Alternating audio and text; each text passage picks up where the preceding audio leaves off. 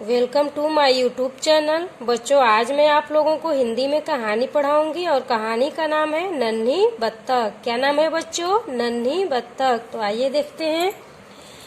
एक बत्तख जिसका नाम नन्ही था, एक बार वह नदी के तट पर घूम रही थी।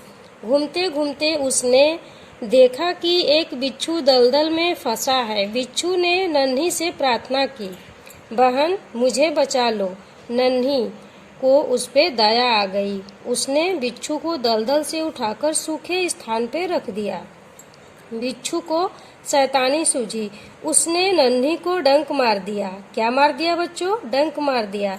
नन्ही पीड़ा से तड़प उठी। उसने बिच्छू से पूछा, क्यों भाई, तुमने मुझे डंक क्यों मारा? बिच्छू लापरवाही से बोला, क्या करूं, डंक मारना मेरा स्वभाव है।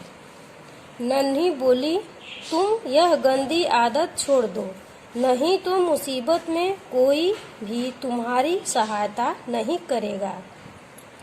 बिच्छू उसकी बात अनसुनी कर आगे बढ़ गया। नन्ही अपनी माँ के पास नदी में चली गई। माँ ने पूछा, नन्ही तुम कहाँ रह गई थी? नन्ही बोली, माँ एक बिच्छू दलदल में फंस गया था, उसे बचाने में देर हो गई। माँ खुश होकर बोली, बेटी तुमने यह बहुत अच्छा काम किया है। नन्ही बोली, लेकिन बदले में उसने मुझे डंक मारा। माँ बोली, बिच्छू अपनी गंदी आदत का गुलाम है। बिच्छू अपनी गंदी आदत का गुलाम है। तुम उसे चाहे कितनी बार बचाओ, वह बार बार डंक मारता रहेगा। नन्ही बोली, माँ मैं उसकी गंदी आदत छुड़ाकर रहूंगी। कुछ दिन बाद बिच्छू के प्राण पुनः संकट में पड़ गए।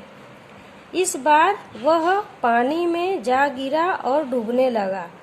मौत सामने देखकर बिच्छू को नन्ही की याद आई। वह नन्ही को पुकारने लगा। नन्ही ने उसकी करुण पुकार सुन ली। वह तेजी से बिच्छू के पास आ गई। सहसा उसके मन में विचार आया, अब मैं इस गंदे स्वभाव वाले बिच्छू को नहीं बचाऊंगी। बिच्छू गिड़गिड़ाने लगा, बहन मुझ पर दया करो। नन्ही का मन डोल गया। उसने सोचा, हो सकता है इसने अपनी गंदी आदत छोड़ दी हो। नन्ही ने बिच्छू को दोबारा जीवन दान दिया। बिच्छू अपने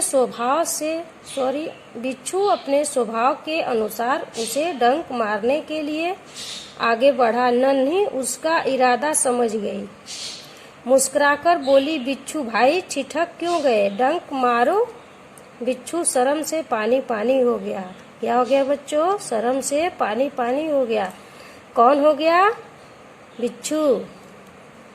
वह बोला, बहन एक बात बताओ, मैंने सदा तुम्हारे साथ विश्वासघात किया, फिर भी तुमने मेरे साथ भलाई ही की, ऐसा क्यों?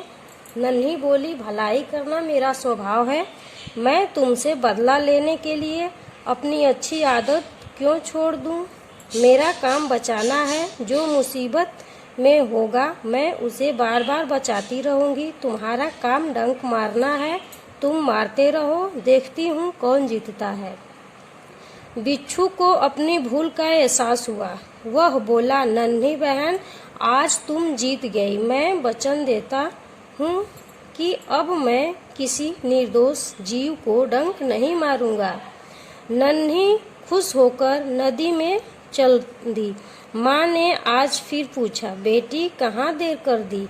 नन्ही ने पूरी घटना बता दी। माँ प्यार से बोली, प्यारी नन्ही, भले लोग बार बार भलाई करके इसी तरह बुरे लोगों को भला बनने की राह दिखाते हैं।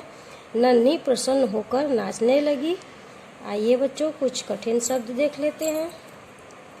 तट, किनारा, दलदल, कीचड़ युक्त जमीन जिसमें खड़े होने पर पांव धंसता जाए। डंक, बिच्छू जैसे छोटे जंतुओं का जहरीला कांटा। पीड़ा, दर्द, स्वभाव, आदत। गुलाम दास पुनः फिर संकट मुसीबत करुण पुकार दया से भरे स्वर में किसी को सहायता के लिए पुकारना।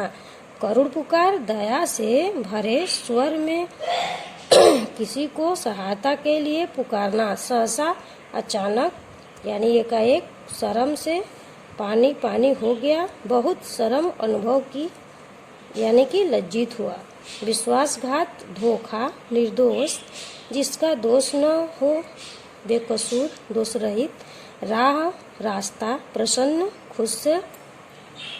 बच्चों, हमें इस कहानी से ये सीख मिलती है, व्यक्ति को किसी भी परिस्थिति में भलाई करने का अपना स्वभाव नहीं छोड़ना चाहिए। धन्यवाद।